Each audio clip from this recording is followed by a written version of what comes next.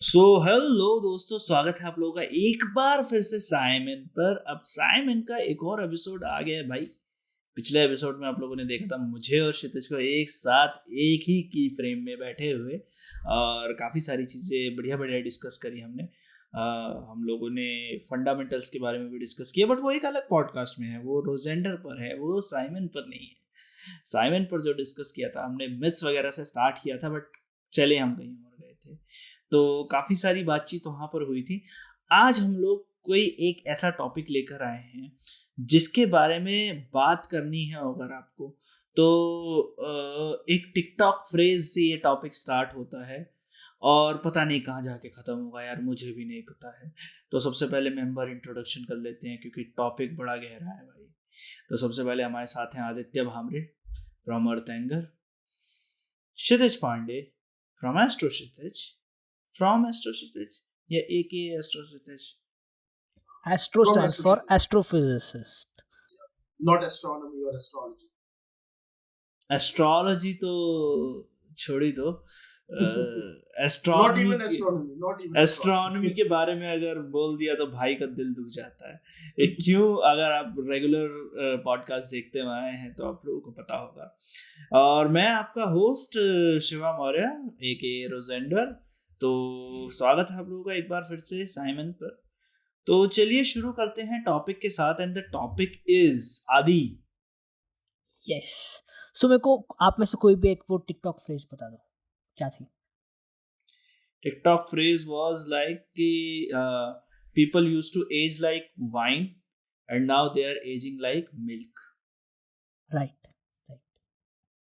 सो इसका मतलब क्या है कि जो पहले के लोग थे, okay, they used to age slowly, okay, लेकिन नाउअडेज जो लाइफ एक्सपेक्टेंसी है इट हैज रिड्यूस्ड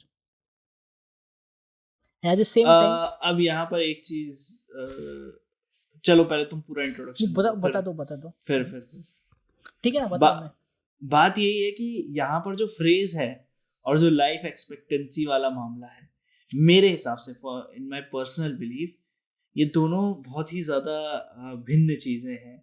अच्छा, मेरे हिसाब से हम लोग इस टॉपिक में इन दोनों को मिक्स कर रहे हैं। yes, मेरे yes, हिसाब agree. से life expectancy is a different topic, और अगर हम एजिंग की बात करें तो वहाँ पर शायद हम उस चीज़ की बात कर रहे हैं कि हमारी बॉडी में जो चेंजेस आ रहे हैं। और जैसे मान लो अगर क्षितिज पांडे जी कहना चाहें कि हमारी कमर में दर्द हो रहा है, तो वो 35-40 साल के लोग बोला करते थे। मैं कुछ उस तरीके का इंट्रोडक्शन जो है, मैं अगर इस टॉपिक को फ्रेज वाइज अगर जाते तो लाइफ एक्सपेक्टेंसी की हम बात करेंगे। फिर इसका एक फिलोसॉफिकल एस्पेक्ट भी है। फिलोसॉफिकल एस्पेक्ट ये है कि अगर पुराने लोग वाइन की तरह एज कर रहे थे, मतलब अपने एक्सपीरियंस के साथ उनकी एनवायरमेंटल ऐसी सिचुएशन रहती थी जिसकी वजह से उनको अच्छे experience they used to gain, मतलब they used to see life with wisdom. चाहे तुम लोग एरिस्टोटल को ले लो, प्लेटो को ले लो, ऑल मैं बड़े बड़े नाम ले रहा हूँ, but still they used to see life as a wisdom. But nowadays when there are so many intricacies, इतने सारी complexities हो गई है, एक इन अ वे हम लोग मिल्क की तरह हो गए कि टाइम के साथ साथ सोर होते जा रहे हैं कि हर जगह तो यही चल रहा है, खराब ही चीजें चल रही है। जब देखो न्यूज में यही सारी चीजें हो रही है, in that way also we can also take that.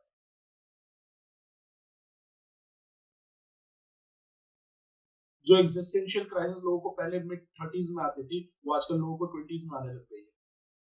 Correct. So ageing के बारे में जब हम बात करते तो ageing is composite of both genetic, which is biological aspect, and at the same time environmental aspects. Correct? Yeah. So aging की हम बात करें, like सबसे पहले क्वेश्चन आता है कि what's the longest human can live? Okay.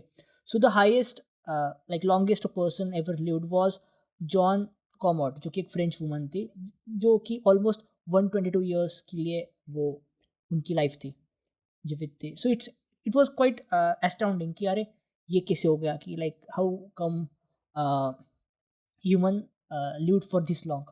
And naturally we aspire to live longer also, but the same time जैसे हमने बात की एग्जिस्टेंशियल क्राइसिस की, at the same time like there the reasons to live are becoming lesser and lesser meaningful. मतलब वो meaningless होते जा रही है as the time is passing. So, but coming to the topic, what exactly is aging?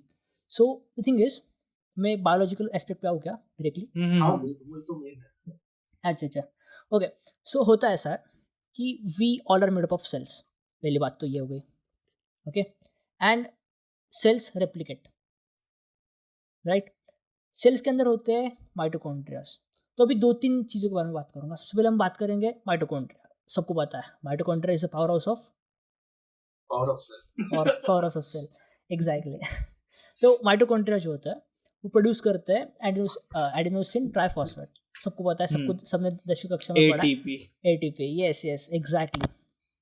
तो time के साथ साथ क्या होता है, जिससे कि हम एज करते हैं, तो जो माइटोकॉन्ड्रिया की जो फंक्शनलिटी होती है, okay, they start to fade out. मतलब उनकी जो एफिशिएंसी होती है टू प्रोड्यूस एनर्जी, सिर्फ एनर्जी नहीं प्रोड्यूस करता, और भी जो सेल में चल रही एक्टिविटीज़ होती है उसे वो मॉनिटर कर रहा होता है mitochondria. So as we age, जो माइटोकॉन्ड्रिया की क्वालिटी होती है एज अ होल, उसकी जो फंक्शनलिटी होती है वो धीरे धीरे कम होती जाती है।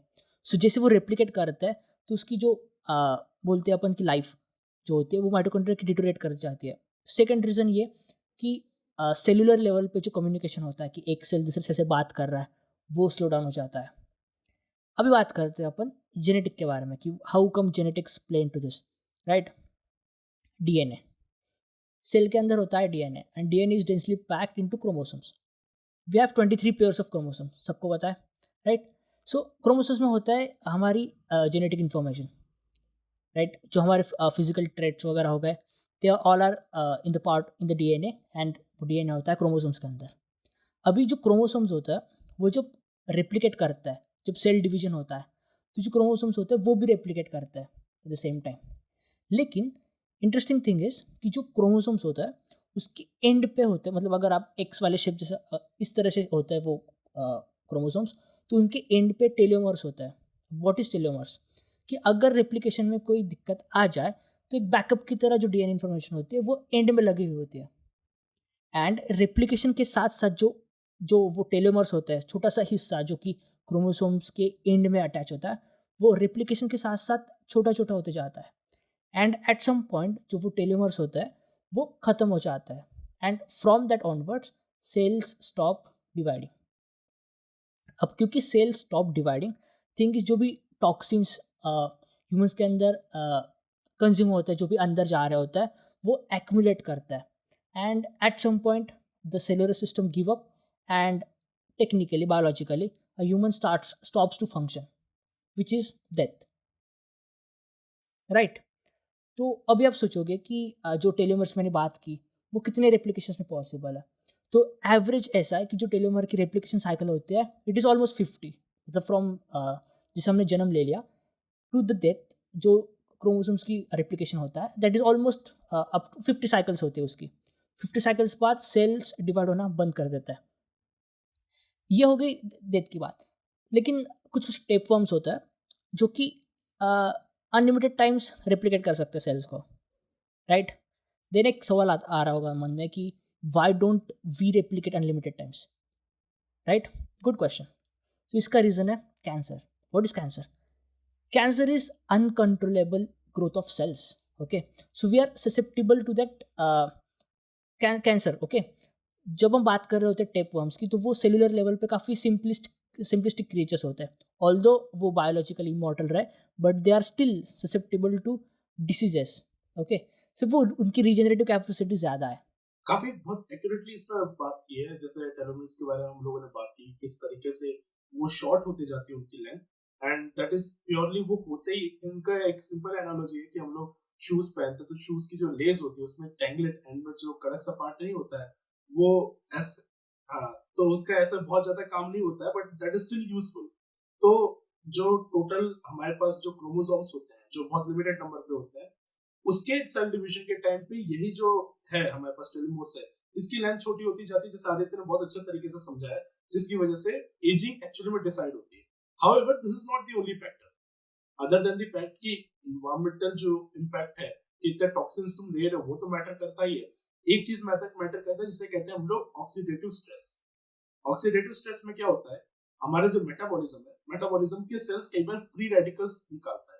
फ्री रेडिकल्स अगर किसी ने केमिस्ट्री अच्छे से पढ़ी है तो उसको पता होगा, जिसने नहीं पढ़ी है तो उसके लिए फ्री रेडिकल्स चार्ज पार्टिकल्स की तरह होते हैं जो हमारे सेल से निकलते हैं। अब ये चार्ज पार्टिकल्स सेल्स को एक्चुअली डैमेज कर सकते हैं, दूसरे सेल्स को डैमेज कर सकते हैं। ये एक बहुत ही बड़ा फैक्टर है जो कि एजिंग को अफेक्ट करता है। और एक और तीसरा फैक्टर है जिसे हम लोग कहते हैं cellular senses. Cellular senses basically वही फिनोमेना जो भी आदि ने बताया। होता ये है कि अब ये इनके डिवीजन कई बार हो चुके हैं, तो टेलोमेर्स जो है टेलोमेर्स खत्म हो चुके हैं। अब सेल डिवीजन अगर होने जाएगा तो सेल की जो फंक्शनैलिटी वो खत्म होती जाएगी। सेल की फंक्शनैलिटी खत्म होती जाएगी तो डिसफंक्शनल सेल धीरे धीरे कम होते जाएंगे। तो बेसिकली ये तीन प्राइमरी फैक्टर्स हैं जिनकी वजह से ये ओवरऑल एजिंग इंटरनली अफेक्ट होती है। जो हमारे जेनेटिकली उस पर भी डिपेंड करता है कि हमारे जो पेरेंट्स है उनके जो टेलोमेर है उनकी क्या लेंथ है, हमारे मम्मी और पापा की क्या लेंथ है, उस पर बहुत मैटर करता है क्या चीज होगी। इसके अलावा एक और इंटरेस्टिंग पॉइंट ये है कि even though they are helpful for even though they are key players for the ageing, एक और बहुत इंटरेस्टिंग चीज होती है जिसे हम लोग कहते हैं NAD+। NAD+ basically carbon molecule का एक स्ट्रक्चर होता है and scientifically it has been found कि ये जो NAD+ है इनके प्रेजेंस की वजह से बॉडी की हेल्थ डिसाइड होती है। तो शिवा को जिम का मोटिवेशन देते हुए ये बोलूंगा कि जिनकी बॉडी में NAD+ होता है वो लोग होते हैं जो वर्कआउट ज्यादा कर रहे होते हैं एंड बिकॉज वो वर्कआउट ज्यादा कर रहे होते हैं इसकी वजह से उनकी लाइफ एक्सपेक्टेंसी बढ़ जाती है। तो अब हम लोग हमारे टॉपिक पे आते हैं जो कि मेन लाइफ एक्सपेक्टेंसी के ऊपर बात करने वाले हैं। तो NAD+ हमारे लिए बहुत ज्यादा जरूरी होता है। ऐसा देखा जाता है कि जब हमारी एजिंग होती जाती है तो NAD+ हमारे बॉडी से कम होता जाता है एंड बिकॉज NAD+ हमारे बॉडी से कम हो रहा है इसकी वजह से we are more prone to disease that time. अगर हम लोग मोर प्रोन टू डिजीज है then we are more likely to die. तो one of the factor that we die other than this cell division and all is because of the reduction of the NAD+, जिसकी वजह से एक research group है वो इसी के ऊपर काम कर रहा है कि हम लोग किस तरीके से ह्यूमन लाइफ एक्सपेक्टेंसी बढ़ा सकते हैं और बढ़ा सकते हैं। ऑलरेडी बहुत बढ़ रखी है कंपेयर टू पहले जो हुआ करती है, जिसके ऊपर हम लोग डिटेल में आएंगे। लेकिन अभी जिस तेजी से बढ़ रही है हमारी लाइफ एक्सपेक्टेंसी, इसमें हम लोग सेल डिवीजन की स्टडी करके, जैसे कैंसर सेल में अभी बताया आपने कि टेलोमेर जो होता है वो कम होना खत्म हो जाता है, वो उतना ही रहता है, तो सेल डिवीजन भी बहुत ज्यादा फास्ट होता रहता है। Although that is uncontrolled thing and that creates a tumour, जिसकी वजह से बहुत प्रॉब्लम होती है। But just imagine the potential कि you have the technology that you can control the cell division in such a way कि telomere की जो लेंथ शॉर्टनिंग है वो इतनी ज्यादा नहीं हो रही है। हम लोग basically we can affect one of the crucial aspect of ageing, और इसके ऊपर हम लोग NAD+ की हमारी बॉडी के अंदर रेट बढ़ा दे। अगर हम लोग जिम जाए सोहेल की तरह और घर पे बैठे ना रहे शिवा की तरह, तो NAD+ हम लोगों के अंदर बहुत अच्छे से बढ़ेगा, राइट? तो that is like very important thing. तो मैं ये कहना चाहूंगा कि yes, human life expectancy matters on a lot of things, but how you choose it to be depends on you. You can like sit at your home just by drastically तुम्हारे NAD+ कम होने लगेंगे, you will be more prone to diseases other than the fact कि तुम्हें चलने में दिक्कत आएगी, half होगे जल्दी, और दिल्ली के पोल्यूशन में हो तो बहुत ही ज्यादा जल्दी। लेकिन अगर तू पर्सनल क्यों लेके जा रहा है भाई? अरे बस डांटने ही लग गया। जाओ मैं जिम ज्वाइन कर रहा हूँ गाइस, मैं कल से। अरे मैं भी रिसेंटली दिल्ली से होकर आया। ओह भाई साहब, भाई बाबू को गया। But coming to the life expectancy, तो जैसा कि क्षितिज ने बताया कि हम लोगों ने ये टॉपिक, अच्छा मैं तुम लोगों को थोड़ी सी हिस्ट्री बता देता हूँ। जब ये स्टेटमेंट जो है वो आदि ने मारा था, वाइन और मिल्क वाला, ageing like wine, used to age like wine and now aging like milk। वैसे तो एक टिकटॉक फ्रेज है, जेनजीज के लिए यूज किया जा रहा है आजकल, वहीं से ये फ्रेज आया है। बट हम लोगों ने सोचा था बिल्कुल उल्टा, क्योंकि अभी के टाइम पे डिजीजेस बहुत सारी हैं, ऐसी ऐसी डिजीजेस हैं कि मतलब, और क्रोनिक डिजीजेस हैं, मतलब पूरी लाइफ लोगों को दवाइयाँ खानी है, पूरी लाइफ लोगों को इंजेक्शंस लेने हैं, कुछ मतलब उनकी लाइफ में बीमारियों के इलाज जो है चलते रहेंगे। बट जब रिसर्च करना चालू किया तब पता चला एक्चुअल में कि लाइफ एक्सपेक्टेंसी जो है वो घटी नहीं है, बल्कि डबल हो गई है। एक टाइम पे 100 साल पहले जो है वो लाइफ एक्सपेक्टेंसी क्या हुआ करती थी, 35 के करीब एज हुआ करती थी। मतलब 35 तक आदमी एवरेज एज जो है वो अपनी जी लेता था, उसके बाद या तो किसी बीमारी से मर जाएगा, या तो वॉर्स इतने सारे थे, कुछ ना कुछ चीजें वहां पर चल रही थी। बट आगे जाके 42 इयर्स हुई and now it is around 72 years, और एवरेज, हाँ ग्लोबली अमेरिका की देखोगे तो 77 है अभी। तो ग्लोबली अगर आप देखोगे इतनी लाइफ एक्सपेक्टेंसी है, मतलब कि एवरेज आदमी अगर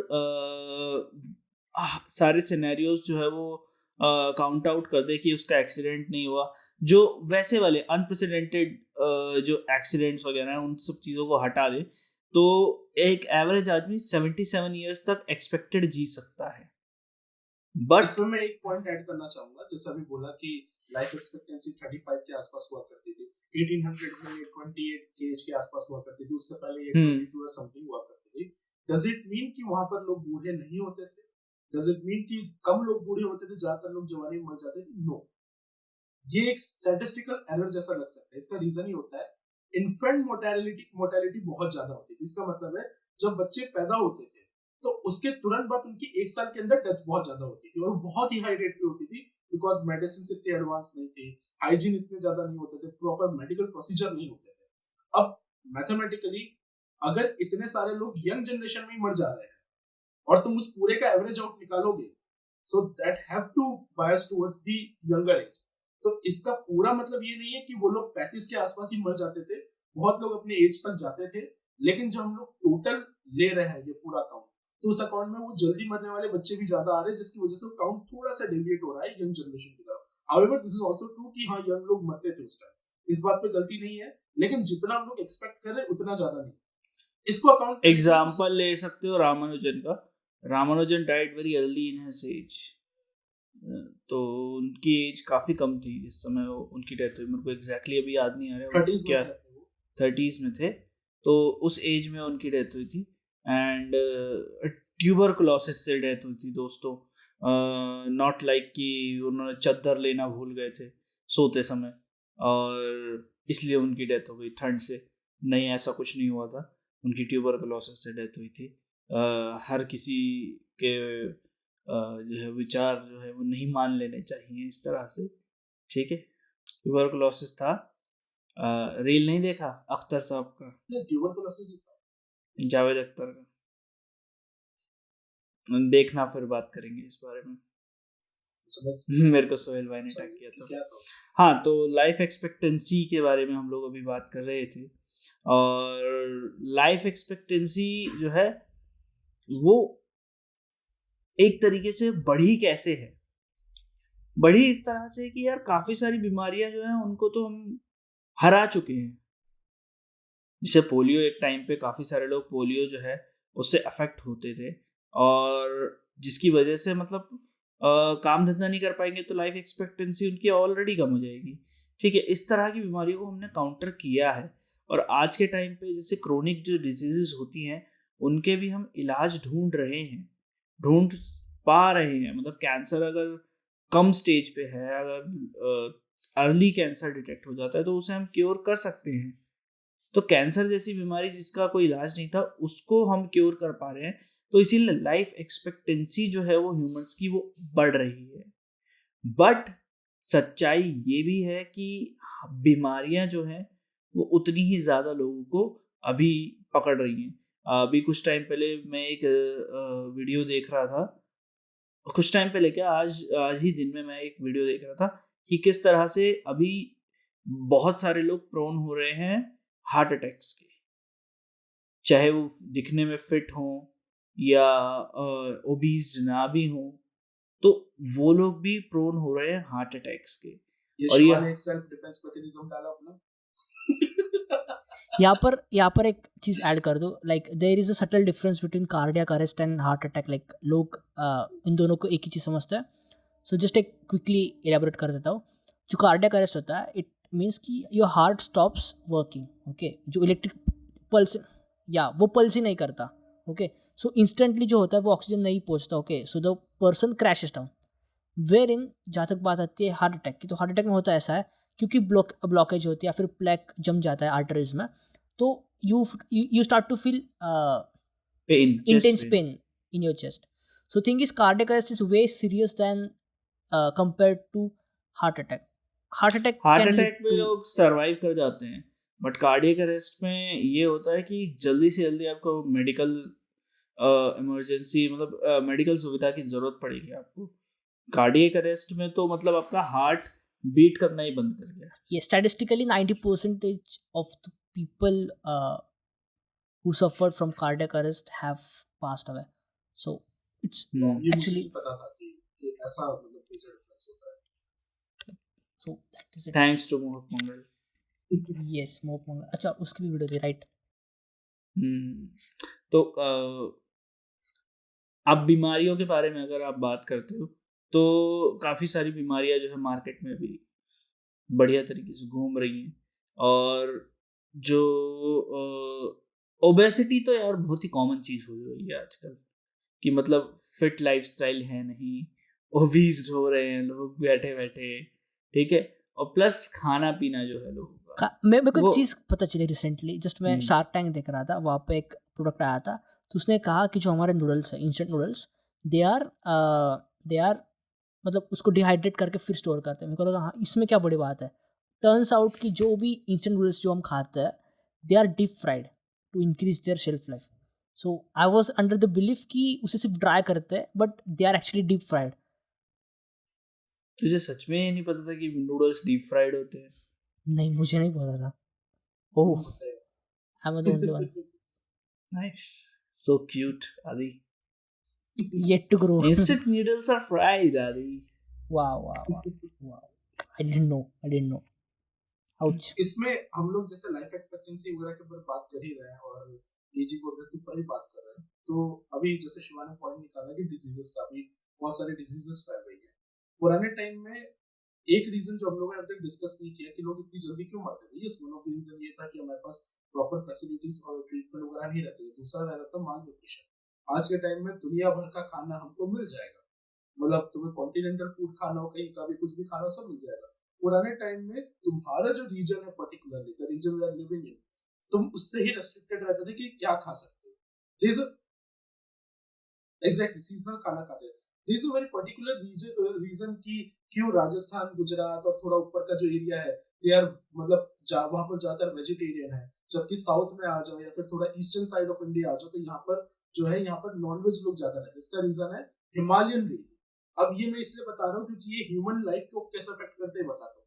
हिमालयन जो रेंज है वो हमारे पूरे वहां से जम्मू कश्मीर से शुरू होते हैं, पूरा ईस्टर्न रेंज पर जाती है और ये ठंडी हवा से प्रोटेक्ट करती है इसके आसपास जो भी रीजन आ रहे हैं, जिसमें मध्य प्रदेश आ गया, राजस्थान आ गया, पंजाब आ गया, ये सारे, गुजरात आ गया, ये सारी चीजें आ गई। इसका मतलब ये है कि यहाँ पर लैंड जो रहेगी बहुत फर्टाइल रहेगी, क्योंकि यहाँ पर लैंड ज्यादा फर्टाइल रहेगी, यहाँ पर ज्यादा तरीके के क्रॉप्स ग्रो होंगे, यहाँ पर हम लोग ज्यादा मिल्क प्रोडक्शन कर सकते हैं, क्योंकि कैटल्स को ग्रेज करने के लिए ज्यादा जगह मिलेगी, तो ज्यादा कैटल हम लोग ग्रेज करवा सकते हैं, इसलिए हम लोग मिल्क प्रोडक्शन अच्छे से ले पाते हैं। दैट्स व्हाई कि अमूल की जो फैक्ट्री वो गुजरात आनंद में रखी गई थी, क्योंकि Anand was one of the major producer of the milk, because वहां की लैंड इतनी फर्टाइल थी कि हम लोग ग्रेज करवा सके काउस को।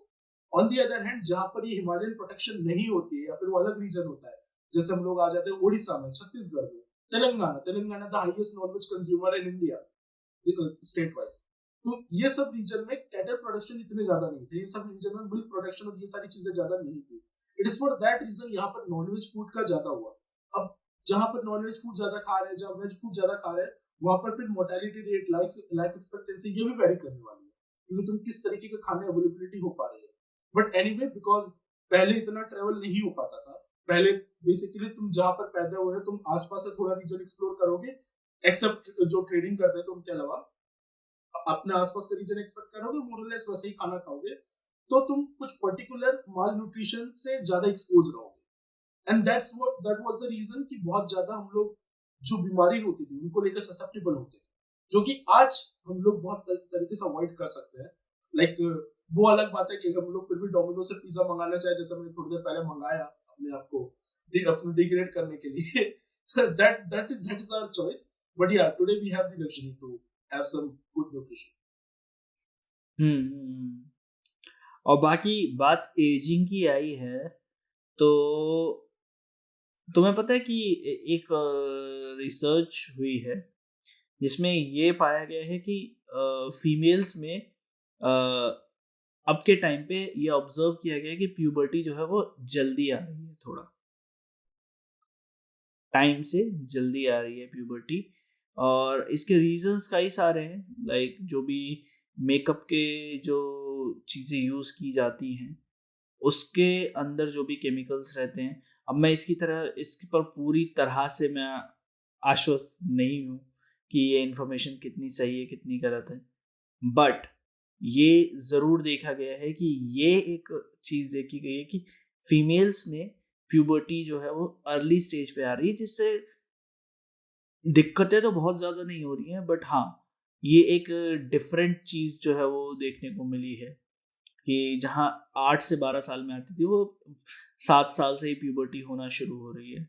कई लोगों का मानना है कि इसमें कि जो मोबाइल फ़ोन्स पे जिस तरह का कंटेंट वो देखते हैं, जिस तरीके के कंटेंट वो कंज्यूम करते हैं, एंड देन उसके बाद जिस तरीके के जो प्रोडक्ट्स वो लोग यूज़ करते हैं अपने चेहरे वगैरह पे, उस सब से क्या होता है कि उनके हार्मोनल इम्बैलेंस होने लगते हैं, जिसकी वजह से प्यूबर्टी जो है वो जल्दी हिट कर जाती है। तो एक उसका एस्पेक्ट ये भी हो सकता है एजिंग का कि जो स्टेटमेंट था कि ageing like a wine and ageing like milk, वो ये भी हो सकता है कि प्यूबर्टी जो है वो जल्दी हिट कर रही है लोगों में, तो मेच्योरिटी मतलब बॉडी वाली मेच्योरिटी जो है वो बहुत जल्दी आ जा रही है लोगों में।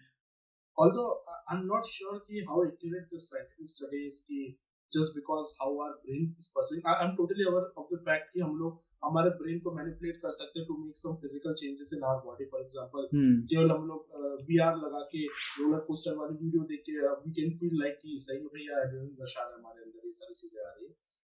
But to create such an impact that menstruation cycle जैसी जो चीजें हैं या फिर puberty जैसी जो चीजें हैं ये अफेक्ट हो रही है, that's a very bold statement to say.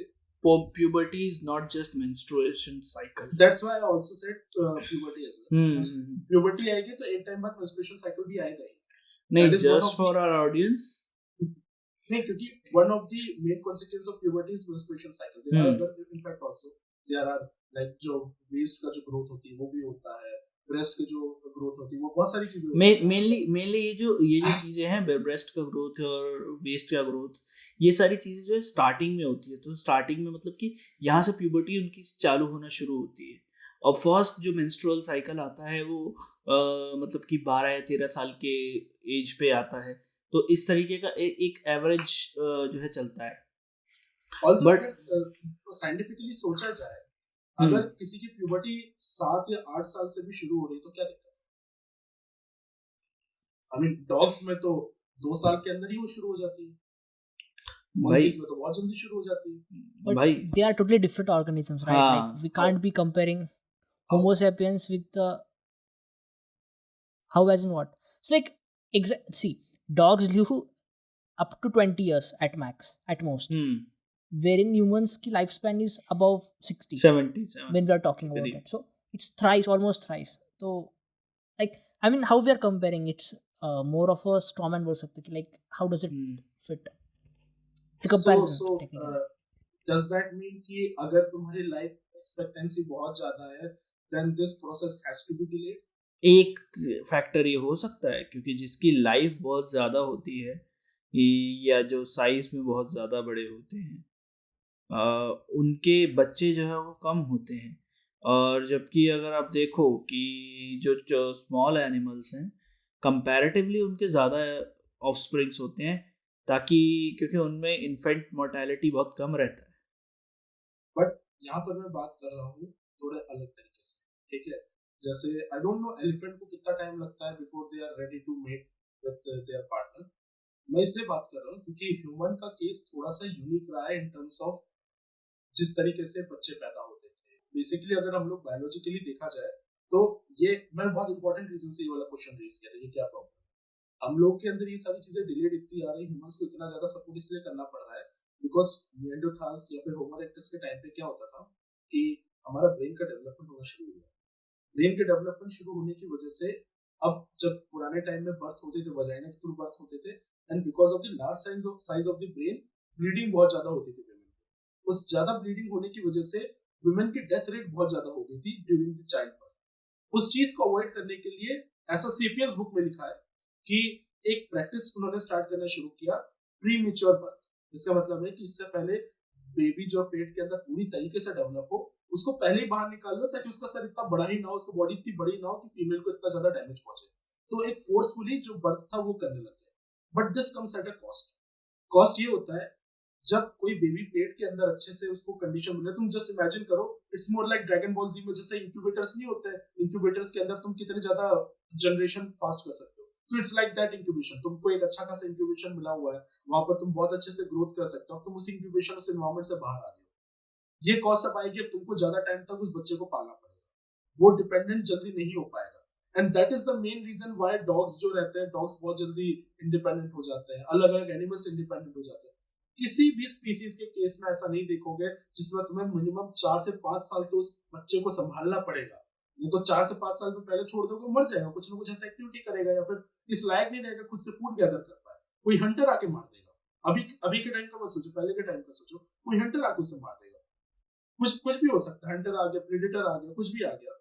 तो इस चीज के कॉस्ट पे हम लोगों को बेबीज को ज्यादा तरीके से करना पड़ता. अब हुआ ये कि हम लोग ये जो नेचुरल साइकिल थी, ये आज के टाइम में नेचुरल साइकिल बन गई है कि अब 9th मंथ के आसपास डिलीवरी हो जाती है. अब ये ह्यूमन बॉडी इस चीज को लेकर अडेप्ट हो गई है.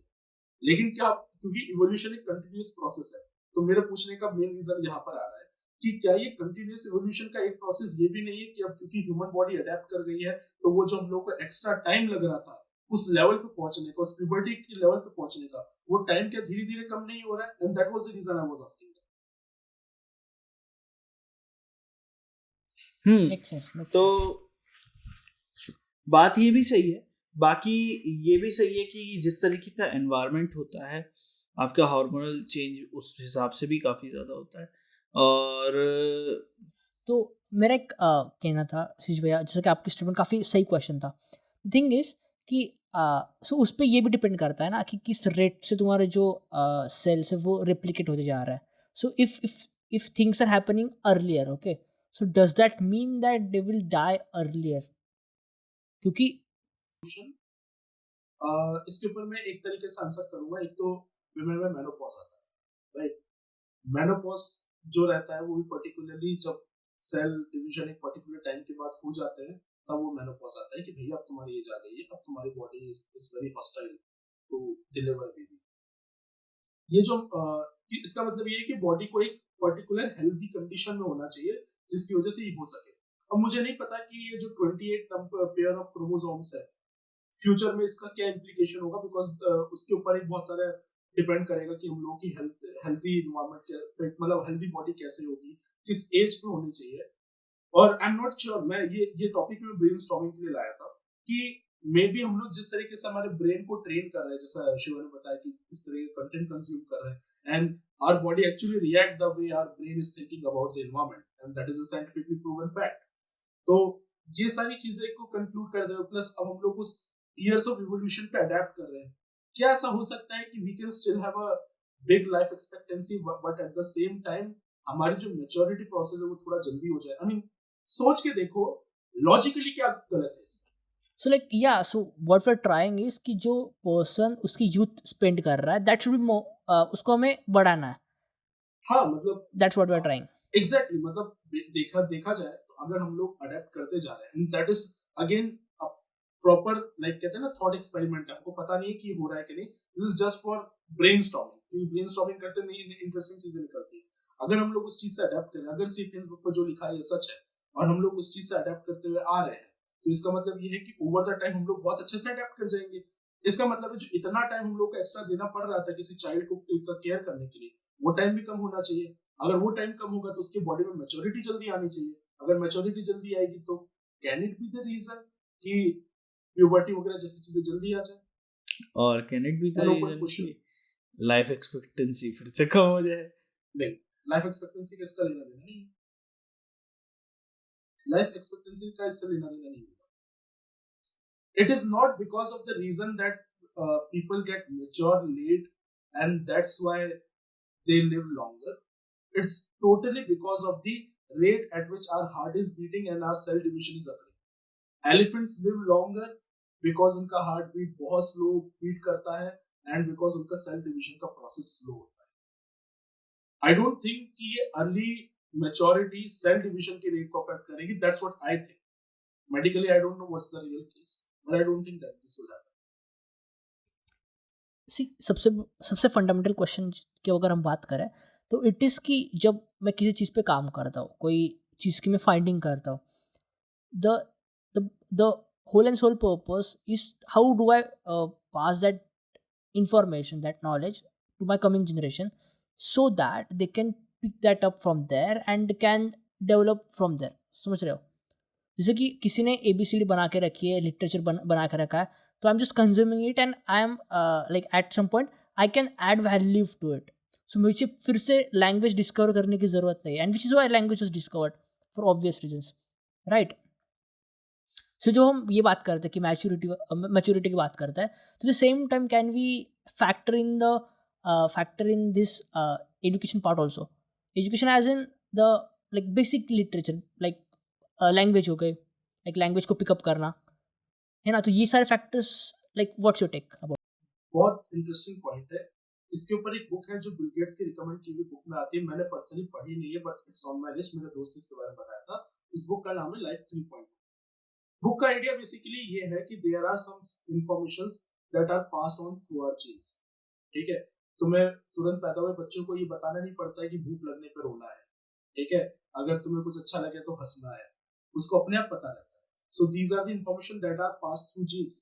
लेकिन ऐसा क्यों हो रहा है? हम लोगों को हॉरर मूवीज के साउंड सुन के, मतलब हाई फ्रिक्वेंसी के साउंड सुन के डर लग रहा है. बिकॉज पुराने टाइम पे, अर्ली टाइम पे ये जो प्रेडेटर्स होते थे उनके साउंड हुआ करते थे, जिसकी वजह से अभी डर लग रहा है. इसका मतलब है ओवर दी मेनी इयर्स हम लोग जो एक्सपीरियंस कर रहे हैं, हमारी बॉडी उसके हिसाब से अडेप्ट करती जा रही है, and that information is passing through our genes.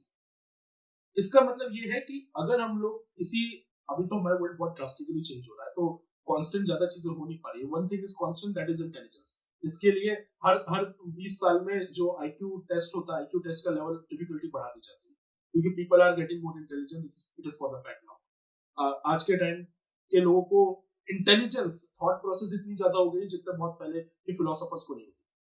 ठीक है, तो हमारी इंटेलिजेंस लेवल धीरे धीरे बढ़ती जा रही है, but at the same time complexity of the world भी बढ़ती जा रही है. But yes, coming to your point, I think that over time our body has this tendency to carry out some of the essential information that is crucial for our survival. इसके ऊपर अगर थोड़ा और टाइम मुझे दोगे तो मैं बताऊंगा कि जोश इतने इंटेलिजेंट क्यों होते हैं. Just think about it.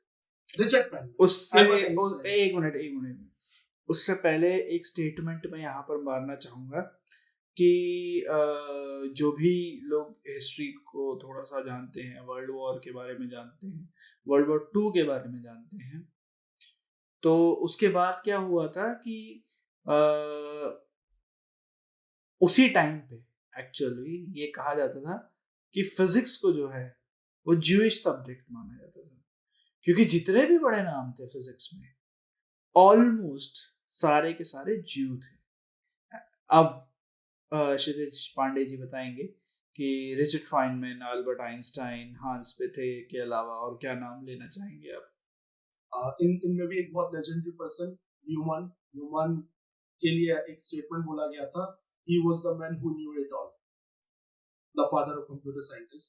बहुत ही बड़े पर्सन थे. सो एनीवे, मेरा पॉइंट ज्यूइश के ऊपर ये आ रहा था.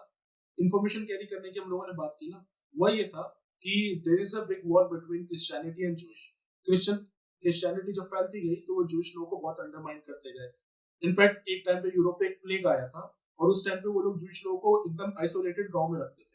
तो हुआ ये कि everyone was affected except Jewish. Jewish में बहुत कम केसेस आ रहे थे. इसका रीजन ये था कि वो ऑलरेडी आइसोलेटेड रहते, इन्फेक्शन फैलने के ज्यादा चांस नहीं, और साथ साथ में वो थोड़ा हाइजीनिक ज्यादा रहते थे कंपेयर टू क्रिश्चियंस.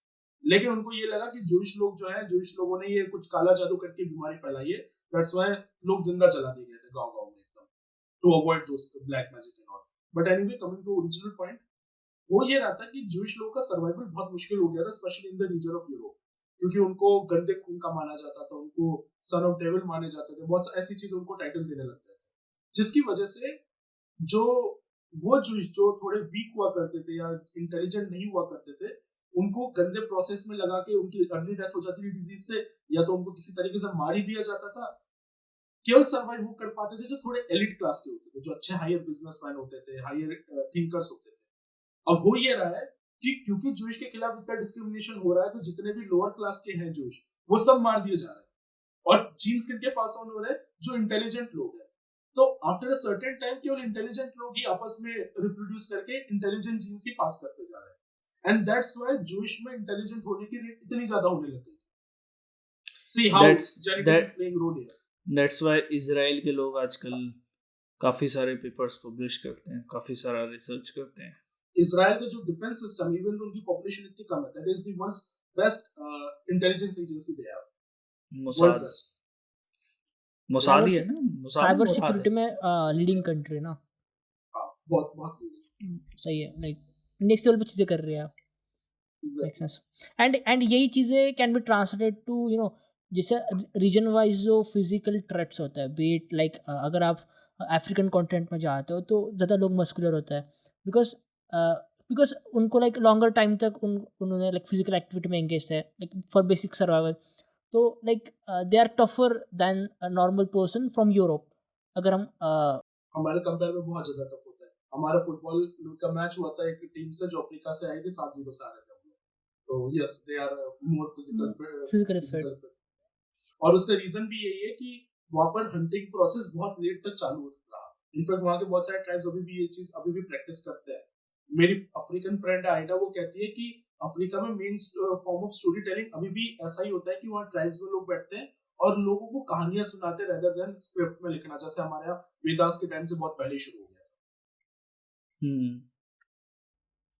नाइस। तो ये it boils down to like जब एजेस क्रिएट हुए थे, जब टेक्टोनिक प्लेट्स ने टकराना शुरू किया था, एंड उसकी वजह से हुआ ये था कि जब हम होमोसेपियंस से ह्यूमंस की तरफ लाइक हमारा ट्रांजिशन हो रहा था एवोल्यूशन के थ्रू, तो पीपल स्टार्टेड माइग्रेटिंग, राइट। जैसे कि जो लोग लेट्स जो लोग अभी करंट चाइना या फिर उस रीजन में है, तो उनके आंखें छोटे होते हैं बिकॉज उस वक्त कोल्डर विंड्स होती थी, तो वो जो ठंडी हवा होती थी उसके बचने के लिए, so they used to squint their eyes because मैं तो राजस्थान में मेरी क्यों आंखें छोटी है यार। मेरी बहुत छोटी आंखें, मैं हंसता हूं मेरी आंखें बंद हो जाती है, चश्मे से पता नहीं लग रहा। नहीं, but like that's what I am saying कि बेनिफिट के लिए वो वाली चीज़ थी कि क्योंकि वहाँ पे विंड्स वगैरह होती थी, तो इसलिए वो आइस को स्क्विंट करते थे, इसलिए वो like it became the part of their traits. That's what I am saying. जैसे कि हम बात कर रहे थे व्हाई अफ्रीकन्स आर स्ट्रॉन्गर इस कोरिलेशन में, राइट। बहुत इनके इम्पैक्ट होते हैं। इनफैक्ट आर्यन इन्विजन थ्योरी अगर हम लोग डिटेल में कभी स्टडी करें तो उसमें भी आ जाता है कि किस तरीके से इनके ट्रेड्स बढ़ते फिर वो चेंज होते हैं over. But that's an interesting point actually. वो तो हिटलर वाली आर्यन थ्योरी है ना, वो Aryan invasion. That is a different. Hitler को जो आर्यन वाला पता है वो थोड़ा मिसलीडिंग था। तो अगर हम अभी की बात करें तो अभी जैसे कि अपन ने बात की कि अभी चीज़ें इंस्टेंटली ग्रेटिफिकेशन मिल जाता है, like if you want to eat something you don't have to do much about it, okay. Like the whole purpose previously was of survival, कि जिंदा रहना है भाई। अभी the purpose of life has been shifting. अभी you can debate on, you can like afford to debate on veganism, vegetarianism and non-vegetarianism. अभी you can have that liberty to debate on. But पहले के time पे तुम ना vegan थे ना vegetarian थे ना वो थे, तुम्हें बस खाना चाहिए था, वो कहाँ से आ रहा है तुम्हारी प्लेट में तुम्हें नहीं मतलब। इसमें मैं एक पॉइंट देना चाहूंगा कि ये जरूरी नहीं है। जैसे astronomy is the oldest science that we know, because हमारे एंसेस्टर्स जो थे बहुत पहले के, जब सिविलाइजेशन बहुत एडवांस भी नहीं हुई थी, तब वो लोग स्टार्स को देखते हैं। अब क्या होता है कि जब अगर आप हंटिंग पे या एग्रीकल्चर ऐसी चीजों के ऊपर ज्यादा रिलाई करते हो तो आपके पास ज्यादा टाइम होता है चीजें बात करने का, क्योंकि कुछ ऐसी एक्टिविटीज होती है जो आप दिन में ही कर सकते हो। हंटिंग आप रात में नहीं करोगे, तो आप रात को गैदर होगे, आप लोग आग के पास बैठ के सब लोग बातें करोगे कम्युनिटी में, ये करोगे, और उस टाइम इस तरीके से आइडियाज एक्सचेंज होते थे। सो कॉन्ट्रेरी टू टुडे, आज चल हम लोग डेडिकेटेड पॉडकास्ट कर लेते हैं, टॉक्स कर लेते हैं, that is a different thing. But एक नॉर्मल कॉर्पोरेट वाले पर्सन को देखो, वो ज्यादा अपना टाइम काम पे देता है कंपेयर टू जो पहले दिया जाता था। हुआ बस ये है कि over the time society complex होती गई, तो हमारे जो टॉपिक ऑफ डिस्कशन थे वो थोड़े ज्यादा कॉम्प्लेक्स और स्पेसिफिक होते गए, वो इतने सारे बनते गए, उसमें हर एक पे नैरो डाउन करके हर एक चीज पे डिस्कशन कर सकते हैं। पहले जब हम लोग कुछ लिमिटेड चीजों के ऊपर डिस्कशन करते थे, अब उसका स्पेक्ट्रम वाइड हो गया है। बट मुझे लगता है कि टाइम हमेशा से था हमारे पास इसके डिस्कशन। मुझे इस पे कमेंट करने हैं। अभी यहाँ पर हो रहा है cyber vulcanisation, if you know the thing is कि पहले जैसे कि श्रीज भाई ने कहा पहले लोग कम थे, ओके, ट्राइब्स में रहते थे, तो कॉन्स्टेंटली इंफॉर्मेशन एक्सचेंज होते थे. अभी the thing is you have the privilege to think of your own. Okay, so let's say अगर मैं एक चीज़ पे बिलीव करता हूँ, let's say XYZ. Okay, so I have the privilege to find people who believe in the same exact thing.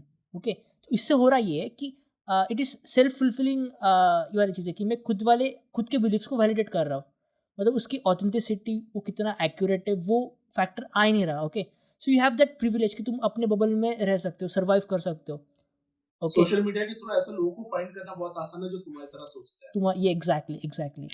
So- मेरा example दूंगा, मतलब you can continue then, कि जैसे मुझे हमेशा से एस्ट्रोनॉमी एस्ट्रोफिजिक्स में इंटरेस्ट रहा है. ठीक है, हमेशा से मुझे इसमें बात करने में बहुत पसंद आता था. बट मेरे स्कूल टाइम से मुझे फिजिकली मेरे आसपास स्कूल में या बहुत रेयर एक या दो लोग मिले जो कि इसके बारे में बात करते थे. If it wasn't for the social media then I would not have met you guys और द अदर पीपल जिनके साथ मैं डिस्कशन करता हूँ. मेरे जो फिलोसोफर दोस्त है, एस्ट्रोफिजिसिस्ट दोस्त है, जिनसे मैं डिस्कस कर सकता हूँ, इसलिए मिल पा रहे हैं क्योंकि अब हम लोग उस बबल को मेंटेन कर सकते हैं, हम लोग वो बबल बना सकते हैं. पहले बहुत मुश्किल होता था ये बबल बनाना. करेक्ट. तो मतलब सिमिलर एक्सपर्टीज या सिमिलर इंटरेस्ट वाले लोग साथ में आ रहा है, तो या this is the bright side of what we are calling the cyber vulcanization. But at the same time अगर मैं किसी गलत चीज़ पे बिलीव करता हूँ जो कि रैशनली रॉन्ग है, okay, and I M unaware about it, okay, I am uneducated person, so the thing is कि वो वाले लोग भी एग्जिस्ट कर रहा है eight the same time. Okay, so like वो होता है ना कि जो तुम्हारा बबल है उसमें थोड़ी सी परमेबिलिटी होनी चाहिए कि other thoughts can like influence your bubble. मतलब एटलीस्ट उसे अलाउ तो करना चाहिए, लाइक ओपन टू थॉट्स जिसके हम बात करते हैं कि अगर कोई थर्ड पर्सन आता है, ज्वाइन करते हैं, सेइंग कि ये चीज़ तुम गलत कर रहे हो, like we are open to it. Okay, so that's what we are believing in. या मतलब हम चीज़ like this is not just for the sake of validating, right, अगर हम हमारा एग्जाम्पल की बात करें. बट अगर इसकी वजह से लाइक वैलिडेशन, एक तो प्रॉब्लम इज कि now we are more open towards wisdom, but at the same time we have a closer mindset. ठीक है, think about it. मतलब wisdom basically क्या है कि हम लोग चीजों को knowledge gain कर सकते हैं, ये कर सकते हैं. हमारा पर्सपेक्टिव बनाना आसान है, as you said, पर्सपेक्टिव वाले सेम लोग भी मिल जाएंगे. But wisdom comes when you go beyond that bubble and try to think from different perspectives. That is wisdom. But हम लोग उस bubble में trap हो गए. Even though we have that liberty, हम लोग गूगल से इंफॉर्मेशन ले सकते हैं, बुक से पढ़ सकते हैं, we can go through different mind से, दूसरों से बात करके एक बार ट्राई करके देखो क्या है एक्सपेक्ट होगा. Just because I am N atheist doesn't mean the person who believes in God वो इरेशनली होगा. नो, मैंने उनके पर्सपेक्टिव से नहीं देखा है जैसे उन्होंने मेरे पर्सपेक्टिव से नहीं देखा है. तो वो हो सकता है वो उनके जो रैशनल माइंडसेट वो कुछ और कंक्लूजन दे रहा हो कंपेयर टू माइन. तो I totally agree with that. Right, and the thing is ना, देयर जो हम बोलते हैं लाइक नेचुरल टेंडेंसी होती है हमारी सबकॉन्शियसली कि we try to sort things into black और वाइट. मतलब दो चीज़ें साथ में कोएग्जिस्ट कर सकती है. बहुत ही सिंपल चॉइस होती है वो ब्लैक एंड वाइट वाली, इसीलिए हमारा माइंड उस तरफ ज़्यादा जाता है. करेक्ट, जैसे कि लाइक साइंस में भी अगर हम बात करें तो शूटिंग द स्कैट काफ़ी सही है, मतलब कोएग्जिस्ट कर रही है दोनों states at the same time. Atheism and believing in religion can coexist. Okay, so there is no need to prove कि एक चीज़ सुपेरियर है या फिर दूसरी चीज़ इन्फीरियर है. They can both coexist. अब हम लोग इतना डाइवर्ट आ ही गए हैं, ठीक है, तो क्योंकि अब हम लोग बिलीफ सिस्टम के बारे में बात कर रहे हैं, तो one thing that science has allowed to me think about, science की वजह से अब मैं इस चीज के ऊपर अच्छे तरीके से मानता हूँ, जो मैंने शायद पहले बताया हुआ है कि there is no physical reality. ठीक है, रियलिटी कुछ होती नहीं है फिजिकल, सबके लिए अलग अलग रियलिटी ही होती है. और जब मैं फिजिकल रियलिटी बात कर रहा हूँ, मैं लिटरली बोल रहा हूँ कि ऐसा कोई फ्रेम ऑफ रेफरेंस हो सकता है जिसके लिए मून एग्जिस्ट ही नहीं करता हो. हमारे लिए कितना कॉन्क्रीट चीज है मून का होना. मतलब you will not find even a single person on earth जो मना करेगा मून नहीं होता है, बिकॉज हम सब एक ही फ्रेम ऑफ रेफरेंस शेयर कर रहे हैं, अर्थ में हम लोग सेम गैलेक्सी में हैं, ब्ला ब्ला ब्ला. ऐसा फ्रेम ऑफ रेफरेंस भी हो सकता है जिसके लिए मून एग्जिस्ट ना करे. ऐसा फ्रेम ऑफ रेफरेंस भी हो सकता है जिसके लिए हम यूनिवर्स में एग्जिस्ट ही ना करें. तो ये that is coming from special relativity and quantum mechanics. मतलब फ्रॉम माय मास्टर डेज में मतलब बहुत ऐसे रातें गई थी जब मैं एकदम पजल्ड हो गया था, मतलब कि ये क्या है, मतलब बहुत ही ज्यादा कहते हैं ना कि ये तो कुछ किसी चीज का मतलब ही नहीं है. दैट वाज, पहले मैं नाइलिस्ट था, but that was one strong point जिसने मेरे नाइलिज्म को वैलिडेट किया कि बात तो सही है, कुछ फिजिकली रियल नहीं है, तो फिर what's the meaning in all this things. So like हाँ बोल सकते हैं कि at the scheme of universe, मतलब at the scale of universe doesn't make sense, like क्योंकि at earth the scale of us also मैं उसका भी एग्जांपल दे सकता हूँ। जैसे कि स्केल ऑफ यूनिवर्स के लिए मैं बड़ी चीज बता रहा हूँ। हमारे केस में एक सिंपल सी चीज बताता हूँ, ठीक है। जनरली हम लोग क्या करते हैं कि क्वांटम मैकेनिक्स में हम लोग बात करते हैं कि चीजें या तो वेव होंगी या पार्टिकल होंगी या कुछ होगी, ठीक है। young double slit experiment, if you are observing it then it is behaving like a particle, if you are not observing it it is behaving like a wave. just imagine करो तुम उसी के पैरेलली चल रहे हो जो electron है, ठीक है। तुम्हारे रिस्पेक्ट में वो इलेक्ट्रॉन हमेशा पार्टिकल की तरह ही बिहेव करेगा क्योंकि तुम कंटिन्यूअसली ऑब्जर्व कर रहे हो, लेकिन तुम उसी से ही अटैच्ड हो। तो इसका मतलब है कि अगर मैं फिजिकली मान लो इलेक्ट्रॉन के ऊपर ही बैठा हुआ हूँ, इलेक्ट्रॉन की साइज का ही है, तो मतलब है मेरा भी जो डी ब्रोई वेवलेंथ होगी वो मेरे साइज के कंपेयर होगी, इसका मतलब मैं भी क्वांटम फिनोमेना शो करूंगा। तो मेरे लिए मैं उस इलेक्ट्रॉन पे बैठा हुआ, मैं उसको फिजिकली देख रहा हूँ, लेकिन दूसरा ऑब्जर्वर मेरे को भी एक वेव की तरफ देखेगा, मैं इलेक्ट्रॉन की तरफ वेव की तरह डिस्ट्रीब्यूट हो गया हूँ। ये तो एक्सट्रीम एग्जांपल हो गया। थोड़ा सिंपल एग्जांपल देता हूँ। लेंथ कॉन्ट्रैक्शन पता ही है हम सबको कि रिलेटिविस्टिक स्पीड हम लोगों को लेंथ छोटी होती हुई दिखती है। इमेजिन कर लो ये कांच की वॉल है, ठीक है, और एक रॉड आ रही है। शिवा देख रहा है, शिवा यहाँ बैठा बैठा इस रॉड को आते हुए देख रहा है। इसने देखा कि लाइट की स्पीड के आसपास मूव कर रही है ये रॉड, तो इस वजह से इसकी लेंथ थोड़ी सी छोटी हो जाएगी, थोड़ी सी छोटी हो जाएगी। तो मतलब जिस टी टाइम पे ये कोलाइड करने वाला था कांच की वॉल से, उससे टी माइनस समथिंग पे कोलाइड करेगी, टी माइनस एक्स पे कोलाइड करेगी। इसका रीजन है क्योंकि अब लेंथ छोटी हो गई तो डिस्टेंस ज्यादा कवर करना पड़ेगा कंपैरेटिवली, तो टी माइनस एक्स मतलब टाइम लगेगा शिवा के कंपेयर में। लेकिन मान लो आदि जो है, आदि इस रॉड के ऊपर ही बैठा हुआ है या आदि इस रॉड के पैरेलली चल रहा है। आदि के रिस्पेक्ट में तो ये रॉड मूव ही नहीं कर रही क्योंकि आदि और वो एक दूसरे के रिस्पेक्ट में रेस्ट पे है। उनके रिस्पेक्ट में तो कांच इनके पास आ रहा है, ठीक है, आदि और ये उसके रिस्पेक्ट में। अब क्योंकि आदि के रिस्पेक्ट में वो जो रॉड है वो मूव नहीं कर रही, तो उसमें लेंथ कॉन्ट्रैक्शन नहीं हो रहा है, तो आदि के रिस्पेक्ट में जो कोलिजन है वो तो टाइम टी पे हो रहा है, शिवा के रिस्पेक्ट में कोलिजन हो रहा है टाइम टी माइनस एक्स पे। रियलिटी क्या रही है, कब हो रहा है? सो दोनों चीजें कोएग्जिस्ट कर रही है, like eight the same time, eight the same time universe के एक स्पेस टाइम हम लोग वो ले ले, टाइम स्लाइस ले ले, सेम इवेंट अलग अलग टाइम पे हो रहा है दो लोगों के लिए, थोड़ा एक्स्ट्रा टाइम लेते हुए। इससे भी एक बहुत इंटरेस्टिंग, वो मेरा फेवरेट एग्जांपल है, ये मैंने लास्ट के लिए बचा के रखा था, ये सुन के दिमाग मजा आ जाएगा तुम लोगों को, ठीक है। ये सबसे ज्यादा प्रैक्टिकल एग्जांपल है। मान लो क्या पता ही होता है कि accelerating charge particle emits electromagnetic waves, basic physics 11-12 में पढ़ते हैं लोग, ठीक है। तुमने एक बॉक्स ले लिया, ठीक है, और वो बॉक्स पूरा चार्ज कहीं पर है, मान लो इलेक्ट्रॉन का बॉक्स पूरा बना हुआ है, और उसको मैंने एक्सेलरेट कर दिया। अब क्योंकि वो फील्ड में एक्सेलरेट कर रहा है तो वो इलेक्ट्रोमैग्नेटिक वेव्स इमिट करेगा, इलेक्ट्रोमैग्नेटिक वेव्स इमिट कर रहा है, इसका मतलब वो एनर्जी लूज कर रहा है।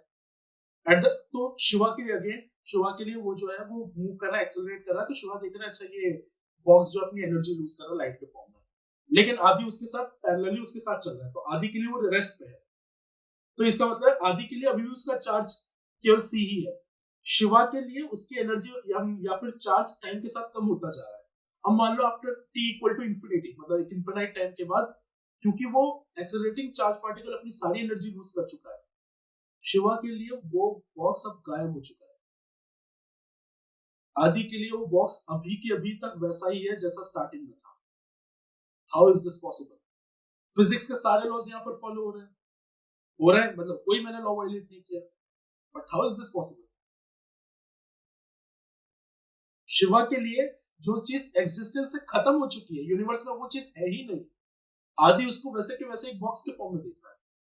ये क्वेश्चन हमारे जनरल रिलेटिविटी की क्लास में हमारे सर ने हमसे पूछा था, दिमाग खराब हो गया मतलब मैं सच बता रहा हूँ, गूज़बम्प मूवमेंट होते हैं ना, that's why I love my degree, क्योंकि बीच बीच में सर ऐसी चीजें बता के चले जाते थे कि गूज़बम्प्स आ जाते थे, ये तो क्या ही बता दिया सही मेक सेंस, लाइक वो कोई फिजिक्स के लॉ का वायलेशन नहीं हो रहा है, सब फिजिक्स के रेल्म के अंदर ही। मैंने लिटरली तुमको प्रूव कर दिया है कि रियलिटी नहीं होती यार। इसके बारे में मेरे हिसाब से हम भी सोचते हैं, भाई लोग तुम भी सोचो, कमेंट करो और बताओ, इसके बारे में बात करते हैं अगले पॉडकास्ट में। तो आज के लिए मेरे हिसाब से काफी ज्यादा ओवरलोड हो गया है, क्योंकि काफी ब्रेनस्टॉर्मिंग हो गई है। इंटरेस्टिंगली पॉडकास्ट जब शुरू हुआ था तब ये डिस्कशन हुआ था कि ये जो टॉपिक है बहुत छोटा है, लाइक जस्ट हो ही जाएगा, अभी तो हम लोगों ने फिलोसॉफिकल एस्पेक्ट डिस्कस नहीं किया, डिस्कस ही नहीं किया। एग्जैक्टली वो हम करने की हालत में भी नहीं है। Yes, one player is almost offline हो चुका है एक प्लेयर ऑफलाइन बैठा है, एक प्लेयर ऑफलाइन होने की तैयारी में है। तो आज का एपिसोड मतलब आप लोगों को कैसा लगा यार? होपफुली आप लोगों को ये पॉडकास्ट पसंद आया होगा। और इस पॉडकास्ट में क्या डिस्कस हुआ, कैसे डिस्कस हुआ, अभी वो हम भी फिगर आउट कर लेंगे। तो जब हम फिगर आउट कर लेंगे तब आप लोगों को भी बता देंगे, ठीक है? तो अभी हम भी फिगर आउट नहीं कर पा रहे हैं कि हमने क्या डिस्कस कर लिया है, ठीक है? अभी आगे आने वाले पॉडकास्ट में, एक पॉडकास्ट में मतलब फिलॉसफी की बातें होगी, वहाँ तो कुछ भी ऐसा कुछ नहीं कर पाएंगे हम कि मतलब हम बता पाए आपको कि हमने क्या डिस्कस कर लिया, ठीक है? तो ऐसे पॉडकास्ट और आने वाले। तो तब तक के लिए इस वीडियो को अगर अच्छी लगी हो तो वीडियो को लाइक कीजिए, शेयर कीजिए इस पॉडकास्ट को। The India's one of the best science podcast, India का अपना साइंस पॉडकास्ट है ये। तो अगर आप लोग इसको शेयर करते तो साइंस को एक बढ़ावा मिलने की जो है संभावनाएं बढ़ जाएंगी। और मिलते हैं फिर अगले एपिसोड में इस सवाल के साथ, इसके जवाब के साथ, या इसके मोस्ट प्रोबेबल जवाब के साथ, और काफ़ी सारे और नए टॉपिक्स के साथ। तब तक के लिए thank you very much. Signing off from Simon.